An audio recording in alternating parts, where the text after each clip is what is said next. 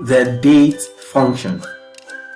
The date function creates a real date by using 3 normal numbers typed into separate cells. Like I have in this table, I have this column for days, month, years, and the date function is used here. Now, this is how the date function works. If I double click into this cell, this is what I have. If you double click into a cell and a function, it tells you the values to be imputed in the cell.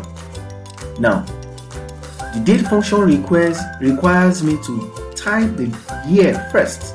So I've put E4, which represents my year, comma, followed by month. D4 represents my month, and C4 represents my day. So if I click enter, it returns the date automatically. And the same thing here and here. Now, we have variants of date format because I've chosen to use this format. You can change your date format by going to home, going to this format page, number format page. I can choose the short date or the long date, or you can even choose other formats.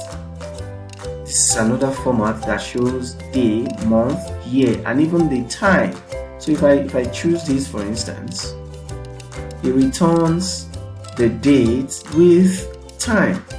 So I can choose whatever format I want my value to be. That's all about the date function. Thank you in this lesson. See you in the next one.